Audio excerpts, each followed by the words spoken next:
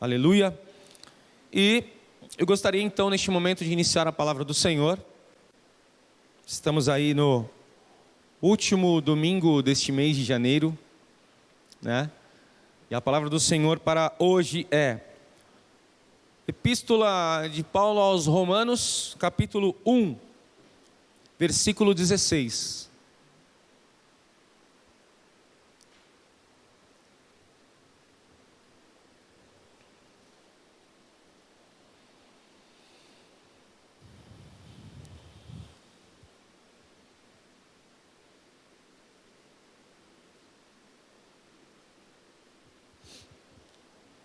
Romanos capítulo 1, verso 16 e 17.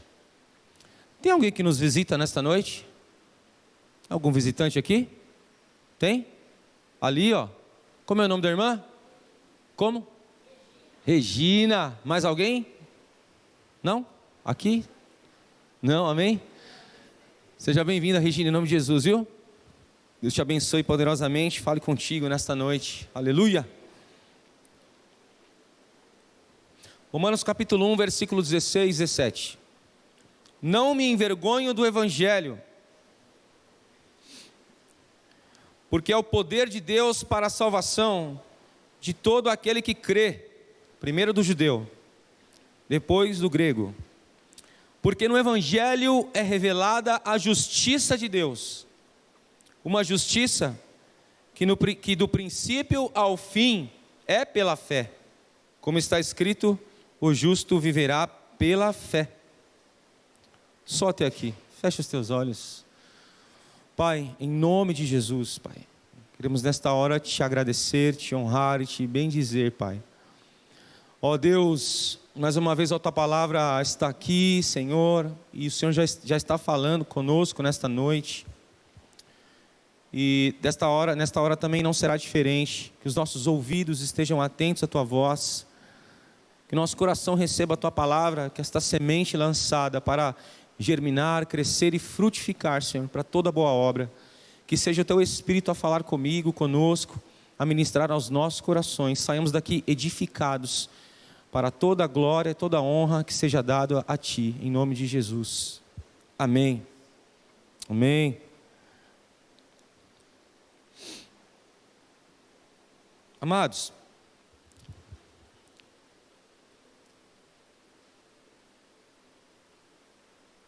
todas as vezes que nós nos reunimos como igreja, nós nos reunimos em nome de Jesus. Jesus Cristo, Ele tem que ser glorificado em todas as nossas ações, em todas as nossas palavras, em todo o meu pensamento e sentimento. Jesus Cristo tem que ser pregado na igreja. Jesus tem que ser cantado.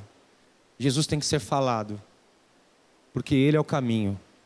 Quando nós não estamos no caminho, Ele é a verdade e Ele é a vida.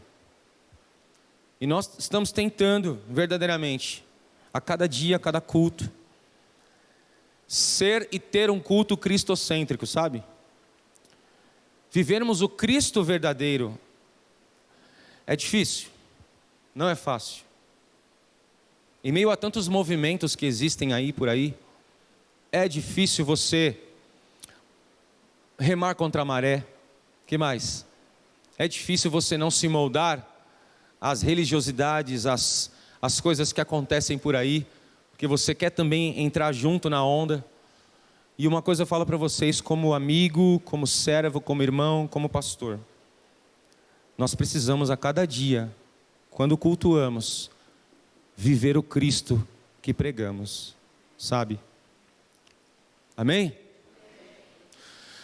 Paulo teve essa revelação e essa percepção de viver o Cristo que ele teve de encontro. Todo mundo sabe aqui que Paulo era um cara completamente sábio, mas ao mesmo tempo ele perseguia os cristãos, sim ou não? Sim? Perseguia, mandava matar, mas Paulo teve um encontro com Cristo. Quantos aqui tiveram um encontro com Cristo? Levanta a mão assim. Paulo teve um encontro com Jesus. Paulo era uma pessoa totalmente diferente quando não tinha Jesus.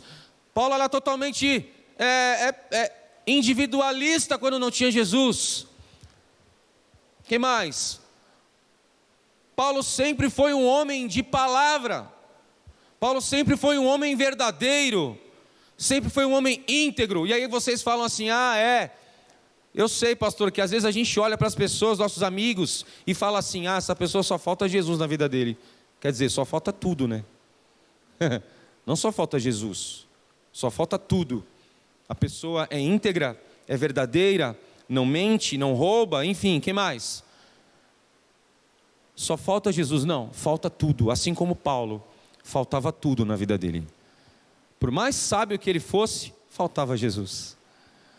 E aí Paulo, vocês conhecem a história, teve um encontro com Cristo, enfim, foi discipulado pelo próprio Cristo.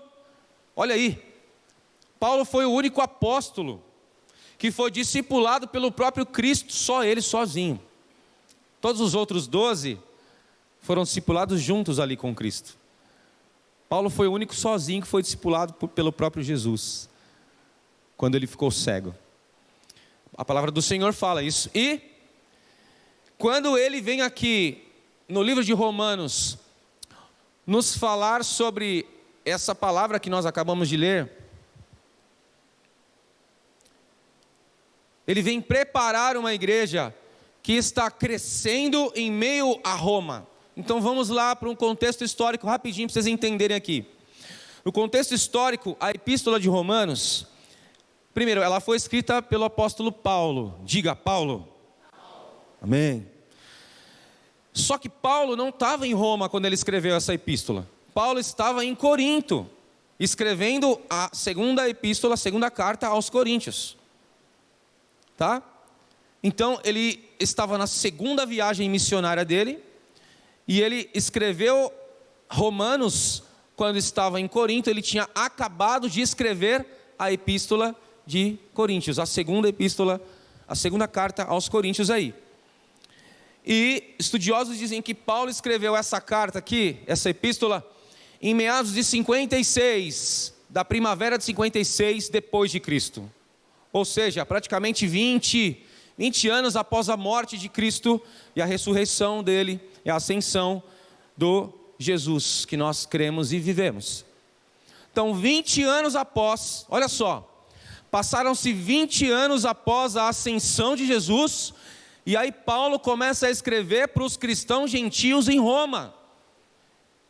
E quando vocês lerem aqui do capítulo 1 até o versículo 16, vocês vão perceber que Paulo fala que gostaria muito de estar com os romanos. Ele gostaria, ele desejava estar ali para compartilhar um dom espiritual, para compartilhar algo da parte de Deus para com eles. E os gentios romanos, porque Paulo, quando escreve essa carta, ele escreve para os gentios, ou seja, para uma nova igreja que estava nascendo em Roma, que também sofria perseguição. E engraçado que Paulo, ele escreve realmente a um público predominantemente gentio. Ele não escreve essa carta para os judeus, apesar de existirem judeus em Roma. Porque na carta inteira de Romanos, Paulo fala tanto para os judeus como para os gentios, ou tanto para os judeus como para os gregos. Quando ele fala aqui primeiro do judeu e depois do grego, o que ele quer dizer com isso? Ele quer dizer que ele mesmo sendo judeu, foi anunciada a palavra, o evangelho aos judeus, e depois aos gentios. É isso que ele está querendo dizer aqui. Ou seja, ele não se envergonha por ser judeu de viver o evangelho, de pregar o evangelho. E qual que é o intuito de Paulo aqui com os crentes gentios? Só para vocês entenderem aqui, a gente já vai entrar na mensagem. Estou fazendo essa pequena introdução aqui. O objetivo principal de Paulo era, diga assim, educar os cristãos. Diga assim, nas doutrinas bíblicas relativas à salvação. Então Paulo estava preocupado com os romanos, com os gentios romanos, e ele estava preocupado em educá-los nas questões relativas à salvação em Cristo Jesus. Que mais? Diga assim, ajudá-los, diga com fé, gente, ajudá-los a compreender a descrença dos judeus e como os gentios se beneficiaram disso. Então ele fala aqui do capítulo 9 até o capítulo 11 sobre as questões dos judeus que não acreditavam na palavra, mas que a palavra foi para os gentios, beleza? E em terceiro lugar aqui, ele explica os princípios gerais da vida cristã, diga vida cristã.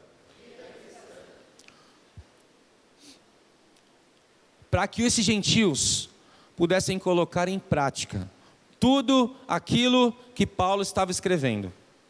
Tá? Então nós vemos aqui Paulo, um apóstolo dos gentios.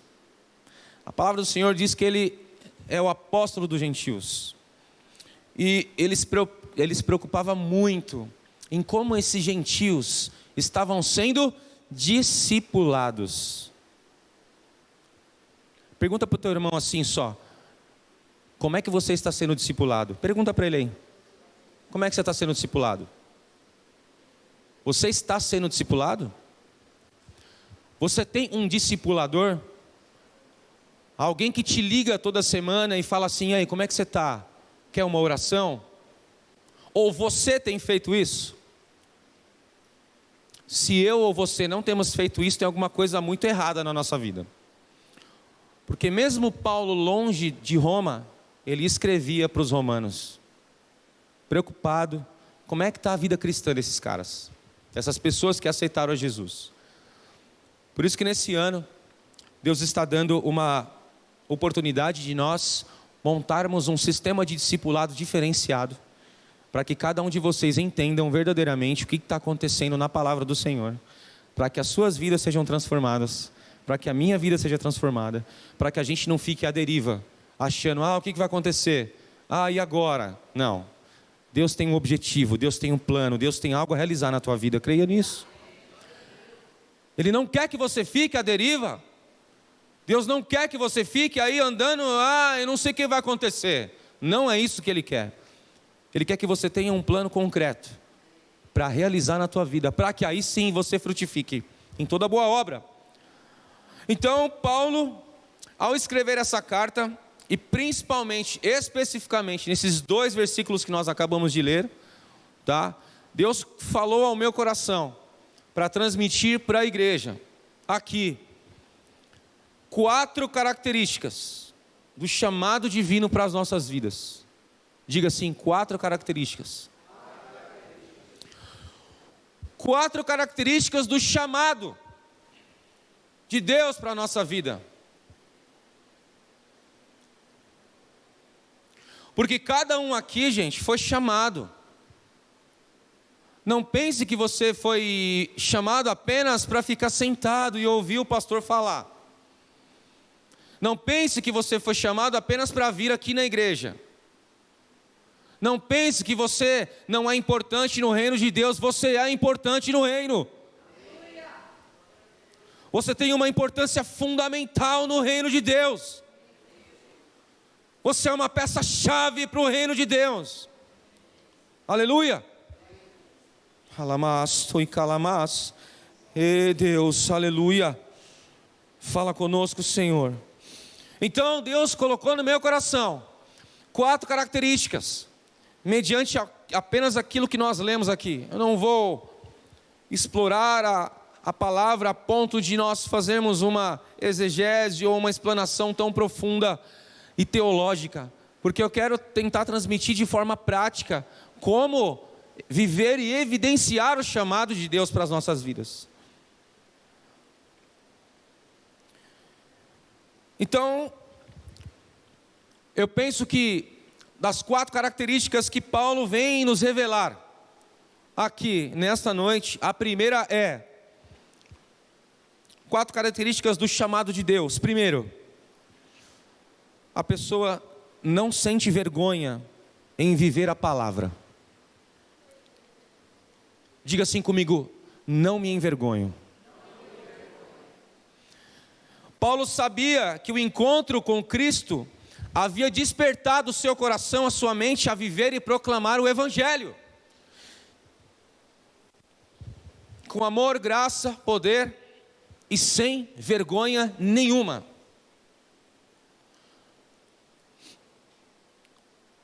Quantos de nós, gente, vamos a alguns lugares, sei lá, em algum restaurante, ou em alguma festa de criança, que mais? Ou quando você é chamado para ir na casa de um amigo, ou de algum parente, e de repente essa pessoa não é cristão, de repente essa pessoa não conhece a Jesus, e aí você sente muito, e existe um bloqueio que faz com que você não fale do amor de Cristo para essa pessoa. Quantas vezes a gente já sentiu assim? Pensa nisso. Aí você fica pensando: não sei se eu falo ou não falo. Será que eu prego ou não prego? Né? Com Paulo era diferente. O Paulo aqui nos mostra que ele não tinha vergonha nenhuma de falar de Jesus. Ele não tinha vergonha nenhuma do Evangelho de Cristo. Por quê? Ele havia experimentado uma verdadeira transformação. Enquanto nós não vivemos uma transformação na nossa vida de caráter, no nosso coração, nós temos receio de falar do amor de Deus. Deus está falando para você nessa noite: não se sinta envergonhado, mas se sinta ousado em nome de Jesus. Deus quer te usar, meu irmão. De alguma forma Ele vai te usar. De alguma forma Ele quer usar a tua vida. Ele te colocou um dom, Ele te colocou um talento, meu querido, para ser usado para a glória dEle, para o reino dEle, para alcançar vidas, para alcançar pessoas. Porque senão a gente vem para a igreja e nada muda. Não é isso que Deus quer. Nós entramos na onda, né? Para não sermos taxados de bobos. Que mais? Não, esse é crentinho. Esse é bitolado, né? Quem já ouviu isso aqui? Eu já ouvi. Pode me chamar de bitolado, porque eu sou bitolado pela palavra mesmo. Pode me chamar de doido. A gente é doido, tem que ser doido para Jesus. Tem que ser maluco mesmo, porque as coisas deste mundo, Deus confunde as coisas sábias deste mundo. Deus, Ele confunde a sabedoria do homem. Não é na sabedoria do homem. Aleluia. Então, ou seja, muitos de nós ainda temos vergonha para proclamar o Evangelho. Mas por quê? Por que que a gente tem tanta vergonha, talvez, de falar do amor de Cristo? Uma vez eu estava sentado com meu violão. Tinha 18 anos de idade, 98. Morava lá no Jardim São Paulo. Que eu já morei no São João também. Já morei em tanto lugar aqui em Guarulhos, né? Quando meu pai e minha mãe, morava com meu pai e minha mãe de aluguel, meu Deus do céu, todo ano era mudando de um lado para o outro. Parecia um nômade. Parecia um nômade, sei lá. Eu mudava muito. O que eu montei de guarda-roupa, o que eu desmontei de guarda-roupa, o que era guarda-roupa novo, era guarda-roupa usado, era guarda-roupa quebrado, Nossa, acabei de lembrar disso, não sei porquê, mas eu mudava muito. Mas eu lembro que eu morava com a minha mãe, meu pai já havia falecido, a gente morava no Jardim São Paulo. E nesse dia, eu estava tocando violão lá na calçada, né?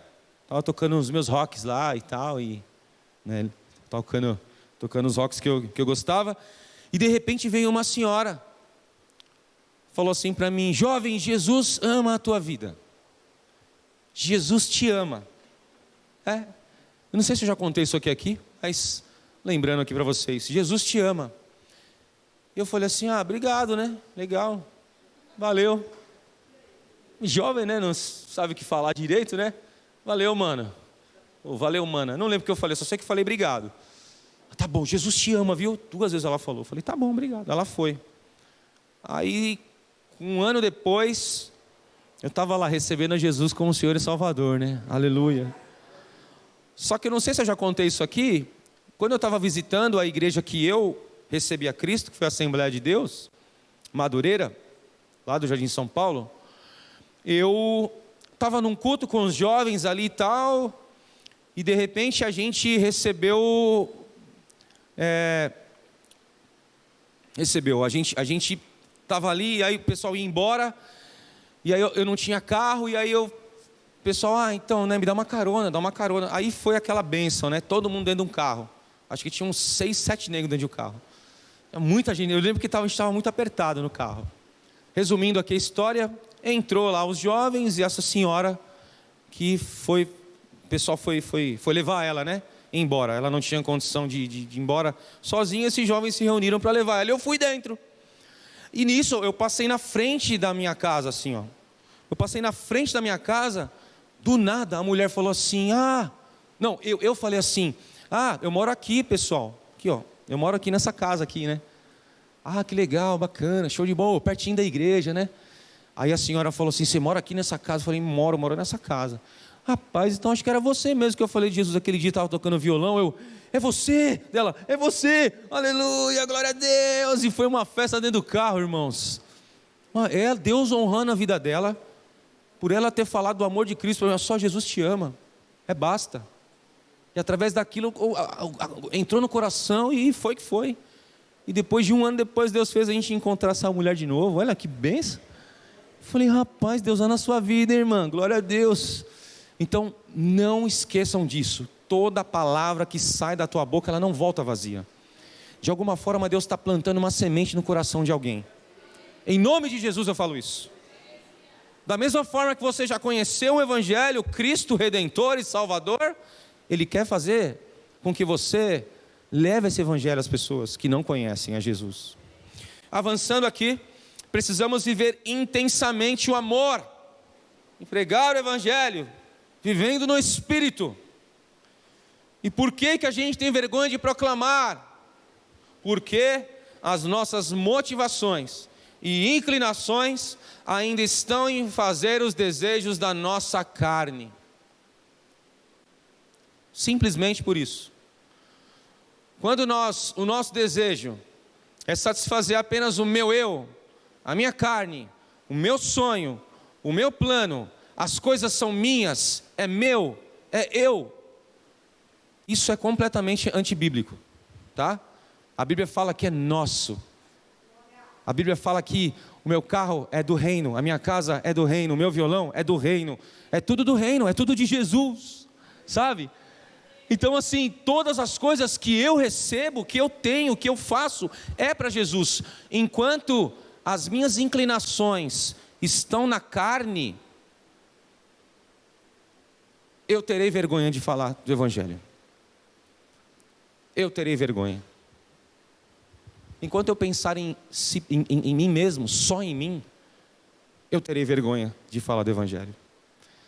No reino de Deus não é um. O reino de Deus é 2 ou mais. O reino de Deus não é individualista. O reino de Deus é pluralista, né? É uma família. Somos uma família, amém? Posso ouvir um amém, gente? De verdade. Em nome de Jesus. Deus está tratando no meu coração isso também. No meu caráter, sabe? Porque às vezes a gente se apega tanto com algumas coisas e... Eu mesmo lá em casa, eu tenho alguns livros e a Janaína fala assim, dá esse livro para o irmão. Ai, meu Deus do céu, Senhor da glória. Irmãos. Aí você fala, poxa, é meu? Não, não é meu. Então, amados, a primeira característica do chamado de Deus é não sentir vergonha em viver a palavra. Amém? A segunda característica aqui é, diga assim comigo, ter convicção. Que isso, irmãos? Mais forte aí, ter convicção. Aleluia. Temos que ter convicção da salvação. Convictos de que estamos salvos. Convictos de que Jesus está voltando. Convictos. Porque se eu não tiver essa convicção, eu vou fazer o que eu quero. Jesus não vai voltar amanhã não. Sei lá, será que ele volta mesmo amanhã? Será, Bianca? A Bíblia fala que a gente tem que estar preparado, porque ele virá como um ladrão da noite, assim, ó, como um piscar de olhos. Aleluia. Paulo sentia profunda convicção quanto ao seu chamado e salvação, gente. Ele havia experimentado uma transformação total de caráter. E quando eu falo aqui para vocês que a gente está vivendo ali Gálatas 5:22, eu falo em frutos do Espírito. Aqui está falando, a Bíblia está falando de frutos no caráter. Então, Paulo aqui ele havia experimentado uma transformação profunda de caráter. Porém, muitos nós ainda não experimentamos uma transformação profunda de caráter, né? Sabe por quê, gente? Sabe por que a gente continua errando nos mesmos erros? Muita gente continua pecando nos mesmos pecados, e pecados ainda conscientes, sabe que é errado e ainda erra. Sabe por quê? Porque não há uma repulsa pelo pecado. Não há mais uma motivação de nós nos santificarmos, sabe? Não há mais aquele nojo pelo pecado.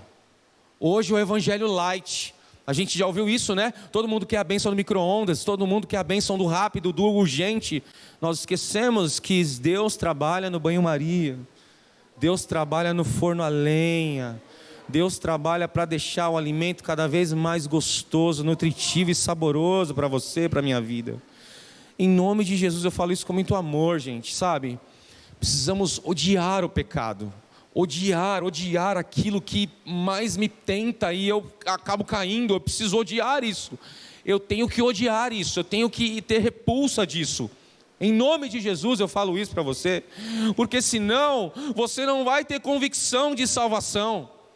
Você vai ficar vivendo o evangelho com dúvida se você vai ser salvo ou não. Eu já passei por isso. Senhor, será que eu vou ser salvo? Pai, eu estou errando nisso aqui, Pai. Acho que eu não vou ser salvo, não. Deus nesta noite quer te dar a convicção da salvação, amém?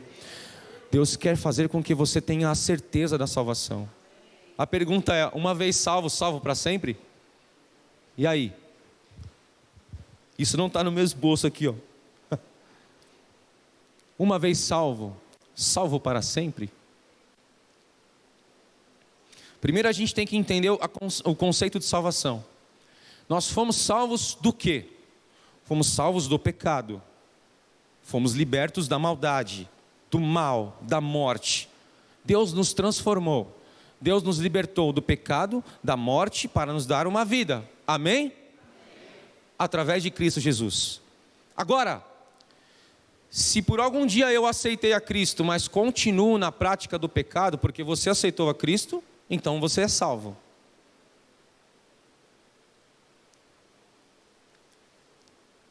Se nós continuarmos nas práticas pecaminosas, pecados que são pecados conscientes, sabendo que aquilo é errado, Jesus voltar, meu querido, tenho uma notícia para você.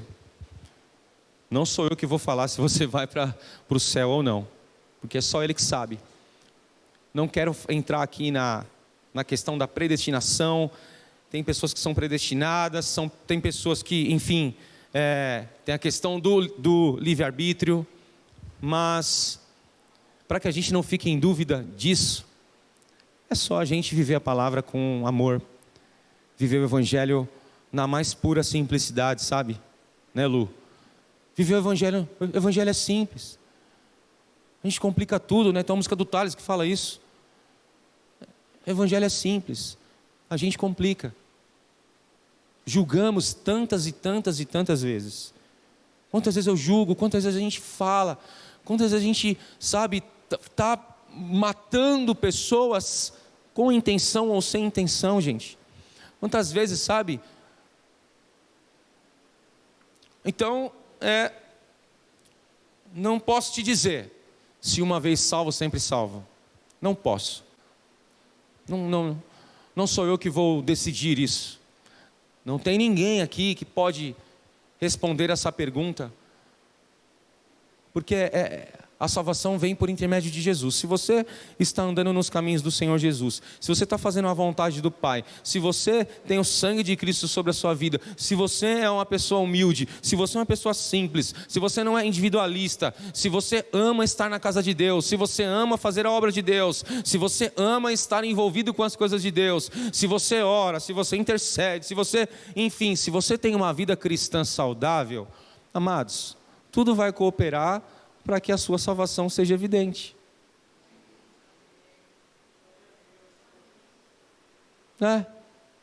Então sim, você pode ficar, eu posso ficar. Deus ainda vai dar uma segunda chance, que é o período da tribulação para nós. Não quer não, né, Lu? Meu Deus, vai ser difícil, hein? Já não vai mais existir, né, o perdão. Vai ser pelo sangue, né? Você vai ter que morrer para se salvar. Difícil, hein? Não sei nem porque eu estou falando isso, não está aqui no meu esboço. Mas ter convicção da salvação não pode dar abertura para vivermos uma vida de pecado. Tipo assim, eu estou salvo, então posso fazer o que eu quiser. Está errado, isso não é bíblico.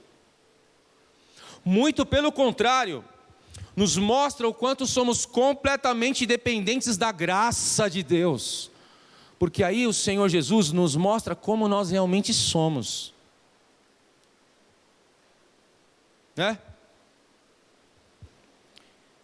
Ou seja, isso nos torna cada vez mais simples e humildes. Ter convicção da salvação é estar preparado para tudo. Diga assim, preparado para tudo. Para qualquer situação. Olha só, a nossa vida com Deus e com a igreja é uma constante preparação espiritual, sabia disso?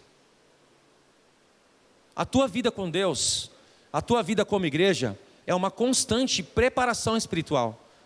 Deus está preparando a tua vida espiritual para o que há de vir. Eu já falei isso aqui. Quando você almeja algo grandioso, Deus vai colocar gigantes na tua vida para você derrubar. Não acha que vai ser fácil, não. Não acha que vai ser simples, não. Com as coisas de Deus é tudo muito difícil. Mas nós cremos que o final vai ser prazeroso, aleluia. Nós cremos que no final o Senhor sempre tem a resposta. Deus tem uma resposta para a tua pergunta, aleluia.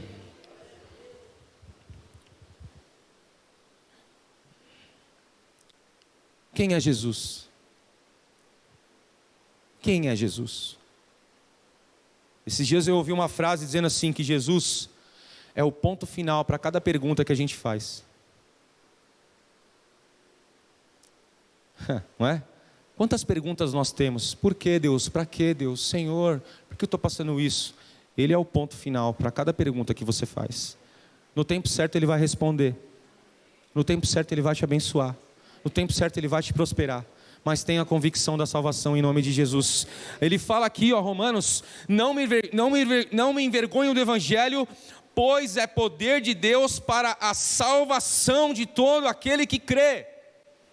Em primeiro lugar, não me envergonho. Paulo não tinha vergonha nenhuma de falar, foi preso tantas vezes, né? Foi espancado tantas vezes, sofreu naufrágio, foi, enfim, chicoteado, o que mais? Ele não me envergonha do Evangelho. E a gente, quando passa por uma lutinha, ai meu Deus, o irmão fez isso comigo. Meu irmão, vigia na terra. Vê a vida de Paulo. Isso é uma correção até para mim, tá, gente? Em nome de Jesus eu falo isso. Deus quer nos corrigir. Deus quer nos exortar, porque Ele ama a gente como Pai. Ele quer nos corrigir. Já pensou, Marquinhos, se, né, hoje aqui, nós vivêssemos no primeiro século, uma igreja aqui, Guarulhos, sei lá, vamos pensar aqui com vocês. Uma cidade completamente promíscua, uma cidade completamente anticristã. Pensa aí, gente, pensa comigo. Pensou, Toninho? Aqui Guarulhos, uma cidade onde, vamos colocar aqui o contexto de Roma. Os romanos, onde o imperador deu ordem para os romanos para matar os crentes, e a gente tendo que se reunir escondido. Imagina aí a situação. Imagina aí, Felipe. essa situação. Você viver, entre aspas, aqui, com medo de se reunir. Mas olha a alegria dos cristãos do primeiro século. Também tinha umas brigas, viu? Se vocês estudarem o livro de Atos, vocês vão perceber que a igreja, às vezes tinha uns negócios lá, uns reboliços lá, e os irmãos se desentendiam lá, e era a bênção de Deus. E Deus sempre vinha com os apóstolos assim, para abençoar, para liderar, para consolar, com o Espírito Santo para poder orientar, para aconselhar, enfim, sempre foi assim. Sempre foi assim, né? E eu falo isso para vocês porque a gente é uma igreja, nós somos uma família.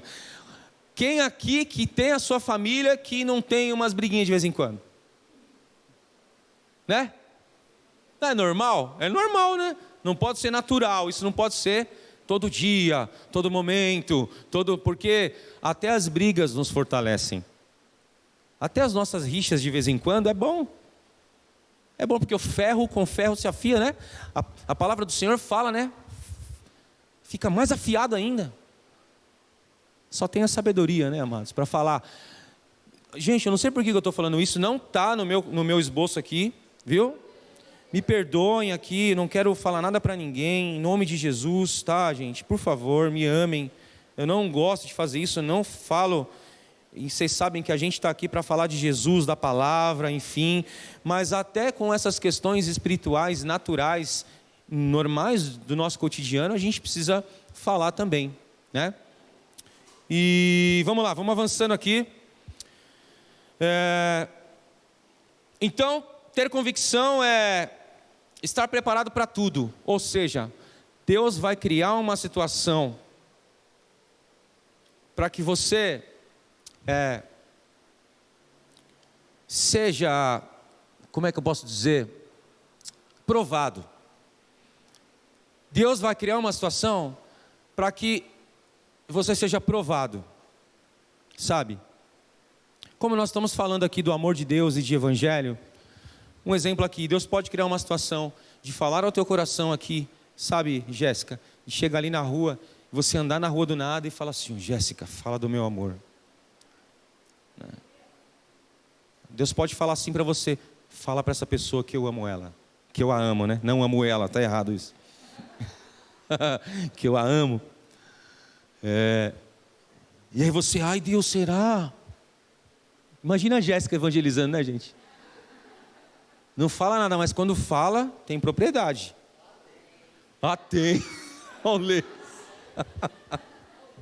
Fala pouco, né? Mas quando fala também fala com propriedade, né, Jéssica? Nós vemos isso na tua vida, viu? Em nome de Jesus. Muita sabedoria aí de Deus. Amém? E aí, Deus fala ao teu coração assim, Jéssica: ai, será que eu vou? Jeitinho dela, né? Será, Deus? Com muito amor eu falo isso, tá, gente? E aí, daí Deus fala de novo. Olha, ó, Samuel. Jéssica, fala do meu amor. Ai, Jéssica fala. Tá bom, Deus. Ela vai lá e: Jesus te ama, viu? Tem um plano maravilhoso. Aí a pessoa de repente começa a chorar. Ai, que bom, precisava ouvir isso. Ai, aí a Jéssica já faz uma oração, a pessoa já aceita Jesus. E aí Deus faz um plano na vida daquela pessoa. Pode ser que isso aconteça na hora? Não, pode. Mas pode ser que isso aconteça depois. A pessoa pode ser que nem eu, fala: tá bom, obrigado. A sua voz é legal, mas obrigado, viu? Né? E aí, pelo menos você fez. Deus vai provar o teu coração. Deus vai provar o teu caráter. Numa situação difícil, por exemplo. Vamos falar aqui sobre cônjuge.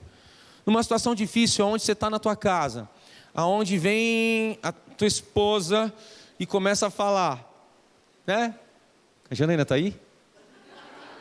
Não, eu vou falar aqui então. A Janaína não está aqui, vou falar. Oi, amor. Tudo bem? Então aí ela começa a falar. Se você começar a interromper ela, não vai dar certo. Não dá.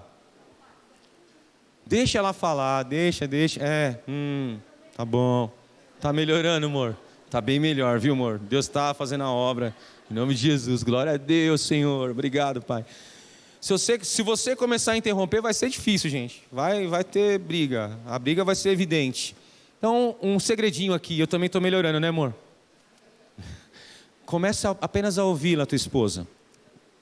Ouça ela. ouça, ouça. Ainda que você não esteja gostando, ouça. Engole seco. Ai, Jesus, aleluia. Aí você ouça, ouça, ouça, ouça, ouça. Talvez você não precise falar naquele momento. Mas se você esperar as coisas abaixarem, depois de algum momento, você chega nela, ela vai te perguntar alguma coisa, e você, amor, sabe aquilo que você falou? Ela vai estar mais calma, vai estar mais tranquila para falar. Aí você fala, olha, eu acredito que se a gente fizesse assim, o que você acha da minha ideia? Eu achei que a tua ideia é legal. Ou seja, evidencia que aquilo que ela falou é bacana. Não fala que não, aquele negócio que você falou eu não concordo. Aí já começa de novo a briga. Vai dizer que é só na minha casa isso. Irmãos. Quando nós temos a convicção da salvação, gente, a nossa vida de preparação espiritual, ela vai começar no lar, ela vai começar na nossa casa, ela vai começar com os nossos filhos, ela vai começar sabendo que Deus está no controle da nossa casa. Se nós não formos igreja no nosso lar, nós não seremos igreja aqui. Se nós não formos igreja no nosso lar, nós não seremos igreja lá fora, chamados para fora. Aleluia, glória a Deus. Vamos avançar aqui. O terceiro, para terminar aqui a convicção de salvação. Ter convicção da salvação é uma constante preparação espiritual para que o objetivo das palavras de Cristo em Mateus 28:19 se cumpram. Olha só, ide e fazei discípulos de todos os povos, batizando-os em nome do Pai, do Filho e do Espírito Santo, ensinando-os a obedecer todas as coisas que eu tenho mandado, que eu tenho ordenado. Então isso não é uma opção. Nós não temos opção. Quem é verdadeiro crente, cristão de verdade, o mandamento do Senhor aqui é ensinando-os a obedecer a todas as coisas que eu tenho mandado, ordenado. Isso é uma ordem, é um mandamento do Senhor. Amém? O mandamento do Senhor. E certamente estou, olha aí outra coisa. Tem uma versão que eu peguei aqui que fala que certamente estou. Não é estarei convosco. Não. Não é no plural se fizer isso. Não. É estou convosco. É o verbo estar no presente. Cristo está com você desde a eternidade. Aleluia. Aonde você for, Deus vai estar com você. Aonde você estiver, você colocar a planta dos teus pés, Deus vai estar com você. Ele quer te capacitar para isso, meu querido. Ele quer te capacitar. Então a convicção da salvação é uma constante preparação espiritual para te capacitar para falar do Evangelho. Aleluia. Amém, aleluia. Diga assim, não me envergonho. Tenho convicção da salvação. Aleluia, glória a Deus. Vamos avançar aqui. Para todo aquele que... salvação de todo aquele que crê, primeiro do judeu, depois do grego, já expliquei isso aqui. Pois nele se descobre a justiça, ou, tem uma tradução que diz assim, porque no Evangelho é revelada a justiça de Deus. Agora eu quero pegar um pouquinho mais aqui nesse terceiro item. Aleluia. Diga assim, pratica a justiça de Deus. Ou seja, a pessoa é justa em tudo que ela faz. É justo. Paulo, após a sua conversão, mudou a concepção e o seu significado de justiça. Olha só, gente, que interessante. Pois até então ele achara estar sendo justo mediante a lei, quando prendia e matava os cristãos. Ele achava que ele estava cumprindo a lei. E a certo ponto ele, entre aspas, estava sendo justo ali. Né? Daí a César o que é de César e a Deus o que é de Deus. Mas ele entendeu verdadeiramente que a justiça de Deus é diferente da justiça dos homens. E isso é um ponto que a gente mais faz, é algo que a gente mais precisa ser trabalhado, né? Porque o discipulado, falar do amor, ter a convicção, o Espírito Santo toca e não digo que é mais fácil, né? Mas o que é mais difícil nesse caso aqui é você não agir com a tua justiça.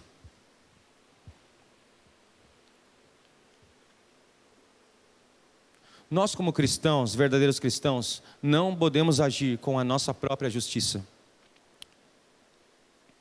Mas então, como conhecer a mente de Deus para saber e praticar a tua justiça, né? Gente, quantos aqui já não se perguntaram assim, ó? Um exemplo, é justo tantas pessoas morrerem lá na tragédia de Brumadinho? Você já se perguntou? Ou em algumas tragédias que a gente acaba vendo, é justo, Deus? Tenho certeza que alguém já deve ter perguntado isso aqui. Quem mais? Por que aquela pessoa tem que sofrer tanto se ela é tão boa? Quem mais? Onde é que está Deus se eu não consigo trabalho? Quem mais? É justo alguém receber tão pouco e ainda ter que pagar tanto imposto? É justo isso? É justo aquilo? É justo aquilo que fizeram comigo? Um Deus de amor pode fazer isso? Quem já não se perguntou isso aqui? Não se perguntou para si próprio ou para alguém? É justo isso que está acontecendo comigo? Por que isso está acontecendo comigo? A gente já falou sobre isso, por quê e para quê, não é essa a questão. Mas, engraçado é que ninguém pergunta, um Deus de justiça pode permitir isso? Ninguém faz esse tipo de pergunta. Um Deus de justiça pode permitir isso? E na palavra do Senhor vemos que as respostas dadas nem sempre nos agradam. Eu não estou dizendo aqui que a gente nunca vai entender a mente de Deus mesmo. Por um breve momento, Deus se faz conhecer para que a gente entenda um pouco mais da justiça que Ele fala na palavra dEle. Mas é impossível, a gente não conhece. A justiça de Deus é só o Pai que sabe. Porém, quando a gente coloca a nossa justiça para tentar fazer do meu jeito, da minha vontade, as coisas nem sempre vão acontecer do jeito que Deus quer. Isso acontece porque queremos julgar as coisas com a nossa justiça e não de Deus. Assim como está escrito lá em Romanos capítulo 10, versículo 3. Portanto, não conhecendo a justiça de Deus e procurando estabelecer a sua própria justiça, não se sujeitaram à justiça de Deus. O exemplo de Jó. Todos aqui conhecem a história de Jó, amém? Todo mundo conhece aqui, já estou terminando. Todo mundo conhece aqui a história de Jó. Não quero me estender muito sobre a história de Jó, mas Jó passou pelo mesmo dilema. Ele era um homem justo perante Deus, era reto, íntegro, e ainda teve que sofrer tudo que sofreu, perdeu os bens, filhos, enfim, saúde, e aos nossos olhos fracos e limitados, que grande injustiça, né? Não é? Se você parar para pensar, poxa vida, Deus foi injusto ali com Jó, na nossa ótica humana, tá, gente? É claro que quando nós lemos a palavra, vemos que Deus queria provar para Satanás como Jó era. Como é que o Jó era? Vocês sabem da história. Mas quando nós nos deparamos com situações bem menores, não é nisso que a gente pensa. Não é nisso que a gente pensa. Engraçado aqui Jó, quando Deus fala lá em Jó capítulo 38, ele começa a perguntar para Jó, ele começa a fazer algumas perguntas, sabe, Sócrates? Para Jó. Porque Jó começa a questionar a Deus, e os amigos de Jó também começam a questionar a Jó. E no capítulo 38, olha só, no versículo 4, Deus vem falar para Jó, olha as perguntas de Deus para Jó. Onde estavas tu quando eu fundava a terra? Ou quem encerrou o mar com portas quando este rompeu e saiu da madre? quando eu pus as nuvens por sua vestidura e a escuridão por faixa? Ou entraste tu até as origens do mar, ou passeaste no mais profundo do abismo? Olha as perguntas de Deus. Ou com o teu entendimento chegaste às larguras da terra? Faze-me saber se sabes tudo isso. Deus falando para Jó. A chuva porventura tem pai? Versículo 28. Ou quem gerou as gotas do orvalho? Como debaixo de pedra as águas se endurecem, e a superfície do abismo se congela. Ou poderás tu ajuntar as delícias dos 7 estrelas, ou soltar os cordéis do Orion? Está falando sobre as estrelas do céu. Ou produzir as constelações a seu... Olha, produzir, criar as constelações. Gente, Deus está perguntando para Jó, né? Você consegue produzir as constelações no seu tempo? Ou guiar a ursa com seus filhos? Enfim, apenas algumas perguntinhas aqui, né? Eu podia resumir essas perguntas com: quem é você, Jó, para definir o que é justo ou injusto perante mim? Você, uma simples criatura, quer saber o que é justo ou injusto perante o Criador? É claro que depois dos questionamentos que Deus fizera a Jó, ele entendeu justamente o que era isso, né? Olha lá, Jó capítulo 40, versículo 8: porventura também tornarás tu vão o meu juízo, ou tu me condenarás para te justificares? Todas as vezes que nós questionamos a Deus, olha só, presta atenção, todas as vezes que nós questionarmos a Deus, deveríamos nos lembrar dessa pergunta: será que temos a inteligência, o poder, a sabedoria, o conhecimento, a glória, a força, o domínio para tornar o juízo de Deus em vão e a nossa justiça correta?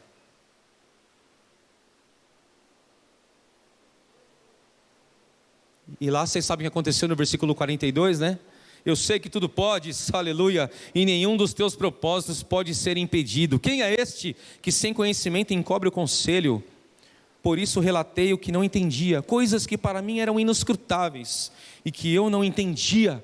Escuta-me, pois eu te falarei, eu te perguntarei, tu me ensinarás. Com o ouvir dos meus ouvidos ouvi, mas agora te veem os meus olhos. Por isso me abomino e me arrependo no pó e na cinza. A justiça dos homens é a nossa justiça. Nós humanos somos assim, não reconhecemos o nosso lugar na criação. Sabe, gente, isso é uma característica que vem de Adão.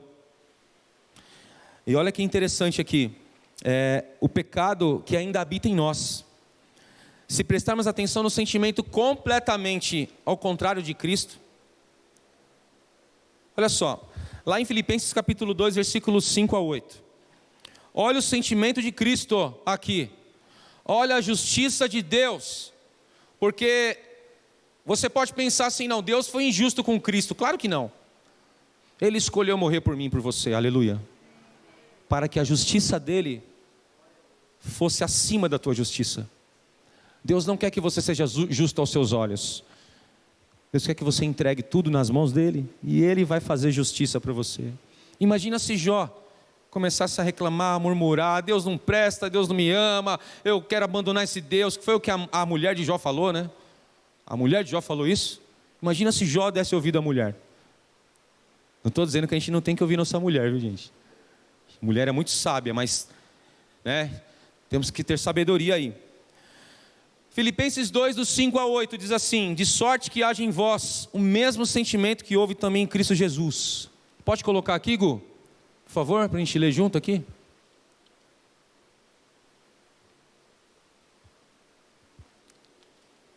Filipenses 2, do 5 a 8.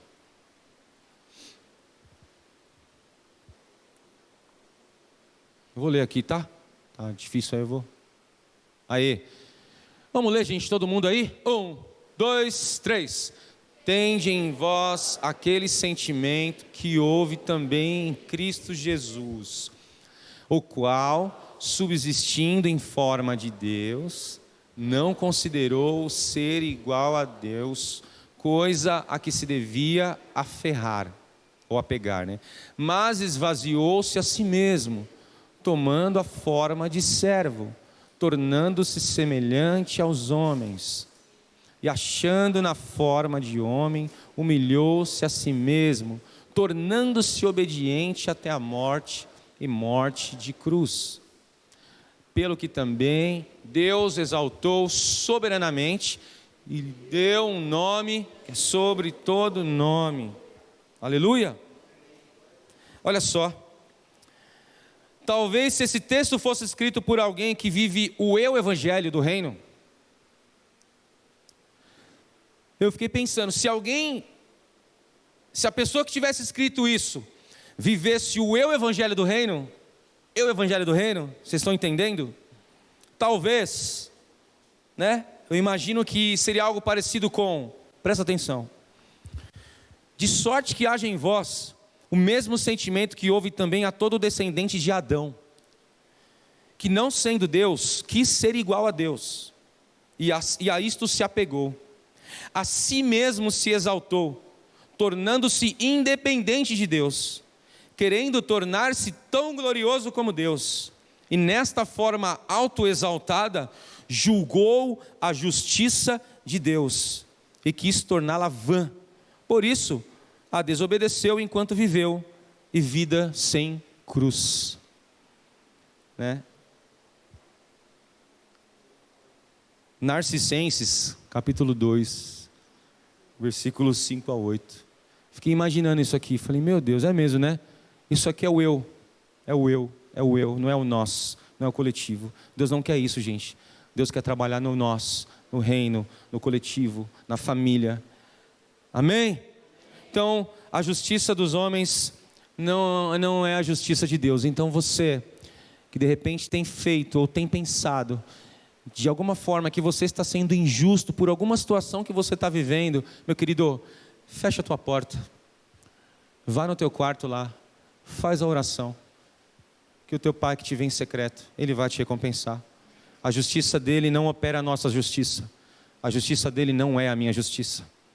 Se fosse assim, se Jó quisesse, um exemplo aqui, operar a própria justiça, talvez Deus não teria exaltado Jó do jeito que ele exaltou. Por último aqui, para terminar, lá no verso aqui que nós lemos de Romanos, capítulo 1, 17, diz assim: pois nele se descobre a justiça de Deus de fé em fé, como está escrito, o justo viverá pela fé. Amém? Nós não vivemos por vista, nós não vivemos pela voz de multidão nenhuma, nós não podemos viver pelas vozes das pessoas que querem o nosso mal, não podemos ser guiados por voz qualquer, não podemos ser guiados pelas vozes dos lobos, mas quando nós somos guiados pela voz do nosso pastor, o nosso sumo sacerdote, nós andamos de fé em fé, e o justo vive pela fé. Paulo experimentou e viveu uma fé sobrenatural. Deus quer que você viva isso também na tua vida espiritual. Pastor, Deus realiza milagres hoje? O que vocês acham? Sim ou não? Sim ou não? Deus realiza opera maravilhas, cura doentes, restaura feridas, restaura pessoas, transforma aquele que não bebia, aquele que bebia não bebe mais, aquele que se prostituía não se prostitui mais, aquele que fazia mentir, que mentia não mente mais. Vocês acreditam que isso é verdade? Isso acontece? Amém? Por isso que Ele quer que você viva de fé em fé. O justo vive pela fé. Viver por fé é acreditar 1000% no que Deus diz e andar de acordo, aleluia. Acredita em 1000%, gente. Aquilo que sai daqui desse púlpito, eu posso falar para você, é verdade. Em nome de Jesus, viu? É verdade. A gente tenta não falar de nós mesmos, ou, enfim, precisamos falar mais de Cristo e menos de nós. Viver mais o Cristo Redentor e menos nós. Então, se vocês acreditam que essa igreja é uma igreja verdadeira, acreditam que todo mundo que sobe aqui hoje fala a verdade. E a verdade, de alguma forma, talvez você não tenha entendido nada do que eu falei aqui, mas se você pegou uma frase apenas, uma palavra apenas, que foi uma semente que vai germinar no teu coração, glória a Deus. Viver por fé não é viver por vista, pelo olhar humano, ou acreditar nas circunstâncias. Tem muita gente que deposita a tua fé nas circunstâncias. Tem muita gente que deposita a tua fé nas pessoas apenas. Não que as pessoas não vão ajudá-la, mas quando a gente fala de fé, a gente sabe que é fé, na certeza das coisas que não se veem. Hebreus 11 fala isso, mas na prática, assim, viver por fé, sabe o que é?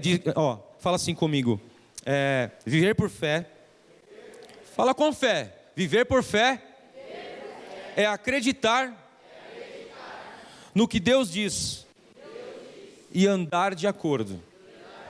Está vendo que não é só crer, é acreditar e andar de acordo com aquilo que Ele falou. Se Ele falar para você, vai para a direita, Deus, eu não quero ir para a direita não, isso é fé? Não. Se Ele falou, vai, adiante, porque Ele é contigo em nome de Jesus. Se Ele falou para você esperar, espere, porque Ele é contigo. Se Ele falou para você avançar, avance, porque Ele é contigo. Se Ele falou para você, dá uma parada um pouquinho aí, Ele é contigo, em nome de Jesus. Amém? A oração é o combustível da fé. E sem fé, é impossível agradar a Deus. Vou repetir aqui, você não pegou não. A oração é o combustível da fé. E sem fé, é impossível agradar a Deus. Se você quer agradar a Deus, tenha fé. Se você quer ter fé, ore. Aleluia. Porque, gente, é difícil viver nesse mundo sem orar. É difícil você andar aí fora sem viver uma vida de oração com o Pai, de conexão com o Pai. É impossível, não dá. Aí eu volto aqui. Essa minha última frase vai ser a chave para que todas as 4 características sejam evidentes na tua vida.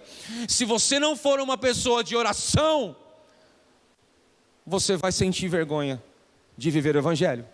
Você não vai ter convicção de ser salvo. Você vai continuar praticando a tua justiça. E você não vai viver por fé. Porque a oração é o combustível da fé. E sem fé é impossível agradar a Deus. Finalizando agora, eu recebi essa semana uma mensagem do nosso querido evangelista Gustavo. E eu quero compartilhar aqui com vocês, do pastor Paulo Júnior. A frase do pastor Paulo Júnior, vocês devem conhecer, vocês devem acompanhá-lo. Mas eu quero compartilhar com vocês para a gente finalizar aqui e ir embora abençoados. Os seminários teológicos têm estado cheios ultimamente. No entanto, o quarto de oração está vazio. Há muito conhecimento e pouco quebrantamento. Muito jantar e pouco jejuar. Muito festejar e pouco prantear. Muita adesão e pouca conversão. Vou repetir para tentar fixar. Se puder colocar, Igor, você consegue colocar essa mensagem aí para a gente terminar?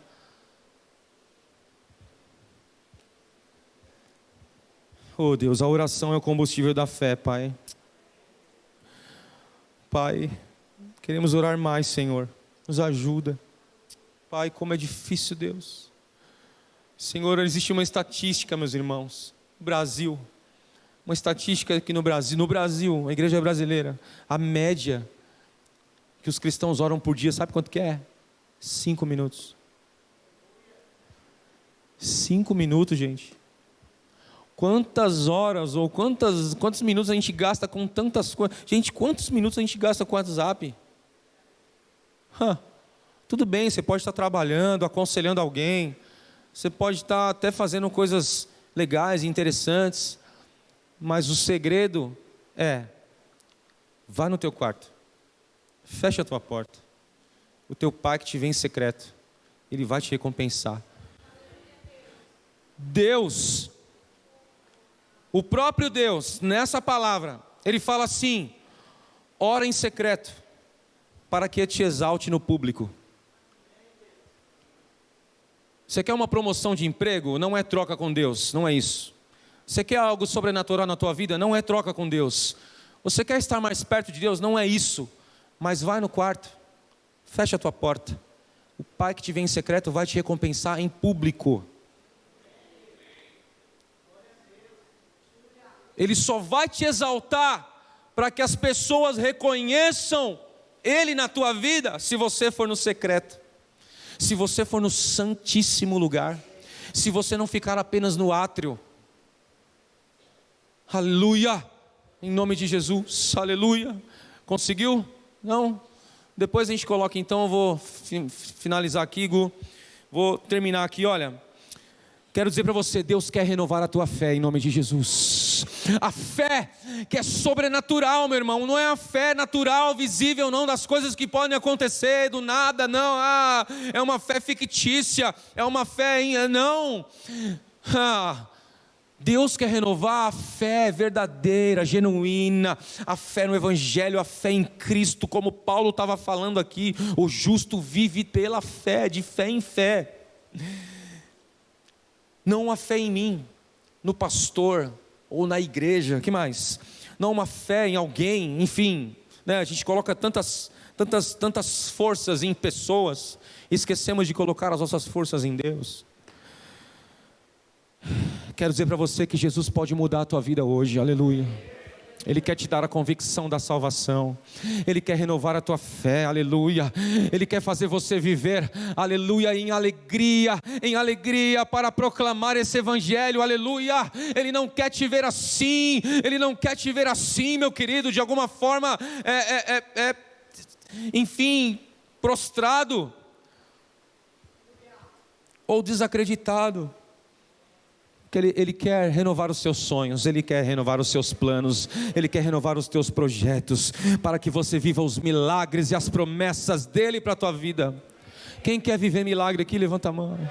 Quem quer viver as promessas dEle aqui, aleluia. Que possamos orar neste momento. Levante agora em nome de Jesus para nós orarmos, aleluia. Pegue na mão da pessoa que está do teu lado aí, em nome de Jesus. Eu vou falar mais uma vez essa frase: os seminários teológicos têm estado cheios ultimamente. No entanto, o quarto de oração está vazio. Meu irmão, o Pai está ali, esperando você chegar no quarto de oração e orar. Está vazio, esperando a tua presença, aleluia. Oh Deus, há muito conhecimento e pouco quebrantamento. A palavra do Senhor fala o quê? Que Deus não despreza um coração contrito e quebrantado, aleluia. Ai Deus, muito jantar e pouco jejuar. Queremos nos alimentar de tantas coisas aí, né, gente? Tantos ministros abençoados, mas a gente está se alimentando de tanto conhecimento, mas estamos esquecendo, olha lá, Vamos lá, vamos ler todo mundo aqui, 1, 2, 3 e... Os seminários teológicos têm estado cheios ultimamente. No entanto, o quarto de oração está vazio. Há muito conhecimento e pouco quebrantamento. Muito jantar e pouco jejum. Muito festejar e pouco prantear, muita adesão e pouca conversão. Gente, eu quero ver muita gente sendo convertida nessa igreja, aleluia. Eu quero ver pessoas transformadas aqui, aleluia. Eu não sei se eu estou motivado aqui, mas eu quero dizer para vocês, a gente tem que ver pessoas sendo salvas nesse lugar. Nós precisamos ver você sendo restaurado e abençoado pelo Senhor. A vida cristã não é uma vida monótona, não. A vida cristã é uma vida de prosperidade, aleluia. É uma vida de bênção, meu irmão. Deus tem bênção para a tua vida. Deus tem vitória para a tua vida. Deus tem vitória, aleluia. Deus tem vitória. Deus tem vitória, aleluia. Obrigado, Senhor. Feche os teus olhos. Obrigado, Pai, por esta noite, Senhor. Pai, obrigado, Pai. Me perdoe pelo tempo, Senhor. Fui um pouco extenso hoje, mas foi porque o Senhor pediu, ó Pai. Aleluia. Pai, nos perdoe, Senhor, neste momento, Deus. Nos ajude a orar, nos ensine a orar, Pai. Porque a oração do justo pode ir muito em seus efeitos, Senhor. Mas nesse contexto também, Senhor, nós precisamos pedir tantas vezes perdão. Perdão para o nosso irmão. Perdão para Ti, Senhor, porque senão nós não somos igreja, Pai, porque senão, ó Pai, nós apenas estamos cumprindo um ritual, não é isso que queremos, Senhor. Aleluia. Nos molda, Espírito Santo, faça, Senhor, com que a nossa vida seja quebrada pelo Senhor, para que a Tua graça, Senhor, seja tão envolvente, Senhor, a Tua graça seja tão maravilhosa, porque ela já é, mas, Senhor, que as nossas motivações, Pai, não estejam, Senhor, nas coisas temporais, mas estejam nas coisas eternas, Senhor, porque nós somos seres eternos, ó Pai, num corpo natural. Nós não somos seres naturais num corpo eterno, Senhor. Aleluia. Obrigado porque a Tua palavra vem nesta noite, Senhor, para nos confrontar, sim, mas também ela vem para nos acalentar, mas também ela vem para que nós não venhamos ter vergonha do Evangelho, Pai. Não me envergonho do Evangelho, não me envergonho da igreja, não me envergonho dos meus irmãos, não me envergonho de Cristo Jesus, não me envergonho dessa palavra, não me envergonho de viver este amor, não me envergonho de viver de fé em fé, ainda que venhamos pecar, o Senhor é fiel e justo, se confessarmos nossos pecados uns para com os outros, para nos levantar, para nos, aleluia, fortalecer. Obrigado, Pai, aleluia, em nome de Jesus, em nome de Jesus. Meu querido, eu queria que você fizesse só um minutinho de oração aí, reúna aí agora com 4 ou 5 pessoas, amém? Você consegue fazer isso? Aleluia. Você pode se reunir aí com algumas pessoas. Vai, gente, vamos fazer algumas rodinhas aí, amém? Vamos orar. Queria que você orasse com essa pessoa e agora, em nome de Jesus, quero declarar aí, que a graça do Senhor esteja sobre a tua vida, a graça do Senhor esteja sobre a tua vida, em nome de Jesus Cristo, o nome que é sobre todo nome, aleluia. Tu és fiel. Deus quer te dar experiências com oração. Deus quer te dar experiências com a oração. Aleluia. Deus é fiel. Deus é maravilhoso. Deus é soberano. Não me envergonho do Evangelho, pois ele é o poder de Deus para a salvação de todo aquele que crê, primeiro do judeu, depois de nós, pois nele se descobre a justiça de Deus de fé em fé, como está escrito: o justo viverá da fé, o justo viverá pela fé. Aleluia, aleluia. Oh Senhor, nos ajude, Pai, a ser uma igreja verdadeira, nos ajude, Senhor, a ser uma igreja genuína, nos ajude, Senhor, em nome de Jesus. Queremos nesta hora, Pai, que a Tua graça venha envolver as nossas vidas, em nome de Jesus, Deus. Oh, Tu és fiel, Senhor, Tu és maravilhoso, Deus, Tu és poderoso, Senhor, em nome de Jesus, em nome de Jesus, aleluia. Tu és grande, Tu és santo, Tu és lindo, Tu és tudo para nós, Senhor. Oh Deus, aleluia. O que você acha de cantar? Agora não, é ruim. Pode ser? Isso é a palavra. Quer cantar com a guitarra mesmo ou com o violão? Você que sabe.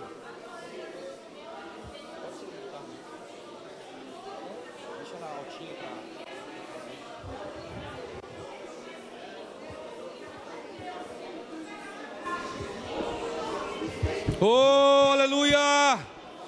Oh, aleluia! Oh, Espírito Santo do Deus vivo, Ele está aqui neste lugar, meus irmãos. Ele está aqui neste lugar. Oh, aleluia! Deus fiel.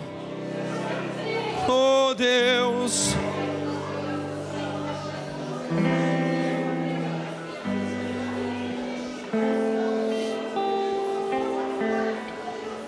Aumenta mais um pouquinho. Aleluia.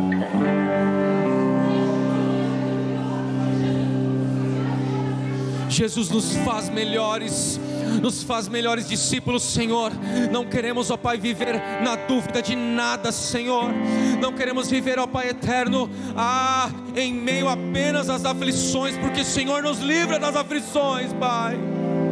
Oh Espírito Santo, eu quero declarar cura nos corações neste momento, ó Deus. Existem corações aqui que precisam ser curados, que precisam ser restaurados, que precisam ser cheios. Oh, aleluia.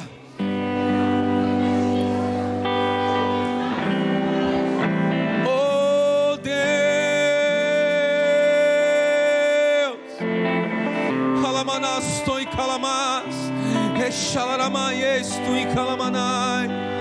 Oh, aleluia. Meu querido, Deus quer restaurar o teu altar nesta noite.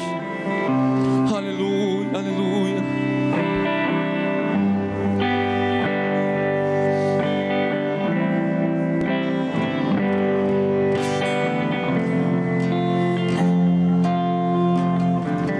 No início eras a palavra, com Deus o Altíssimo.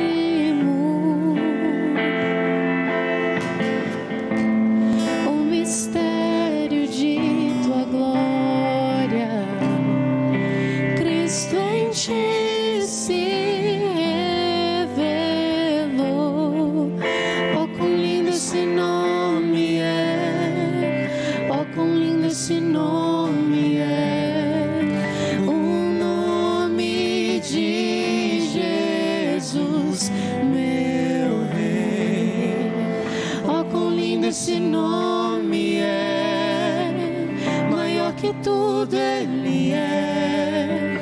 Oh, quão lindo esse nome é, o nome de Jesus. Olha o que Ele fez, aleluias. Deixou o céu para buscar-nos, veio pra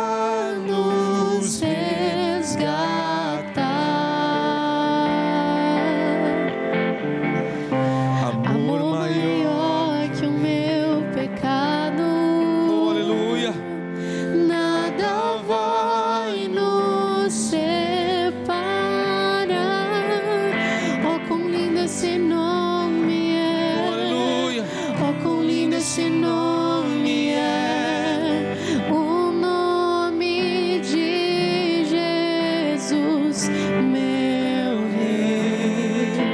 Oh, quão maravilhoso é, maior que tudo Ele é.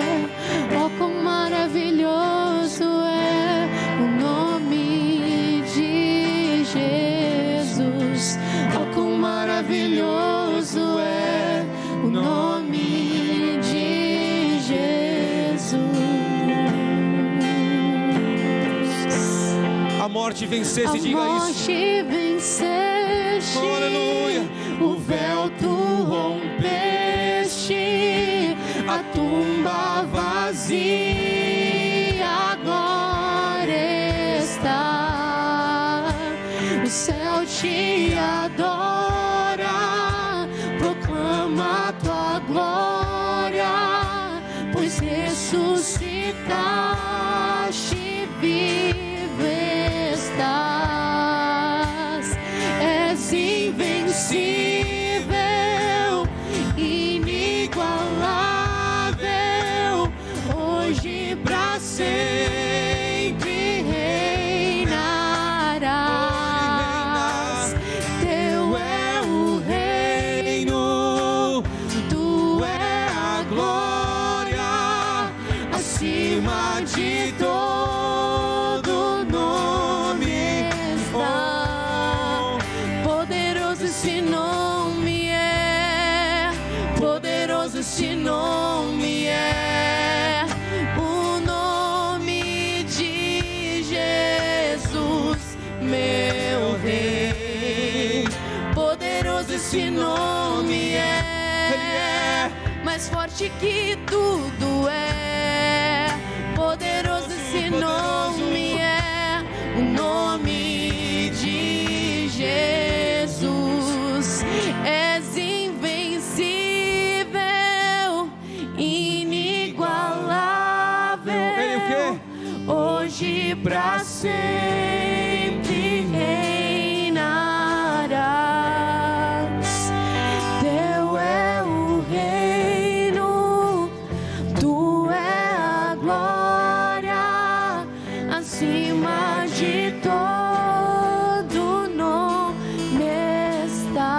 és invencível. És invencível, inigualável, hoje pra sempre reinarás.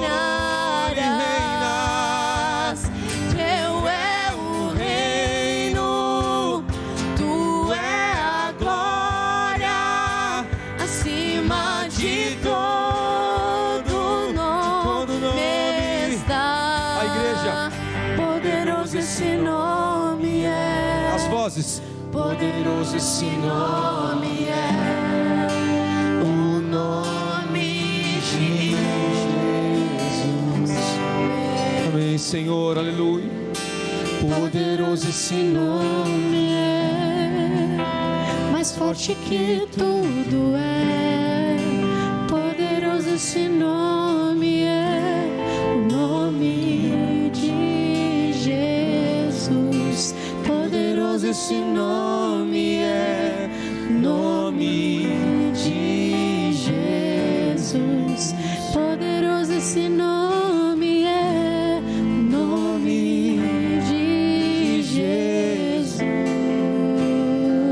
Aleluia, aleluia, aleluia, aleluia. Obrigado, Deus. Você pode dar um glória aí onde você está. Você pode dar um glória a Ele, glória a Ele, a Ele, a Ele, toda glória, toda honra. Tu és fiel, Senhor, aleluia. Tu és santo, bendito e amado, Deus, das nossas vidas. Meus irmãos, Ele é poderoso. Quero dizer para vocês aqui, Ele tem todo o poder para tirar toda a aflição do teu coração. Ele tem todo o poder para curar a tua vida. Ele tem todo o poder.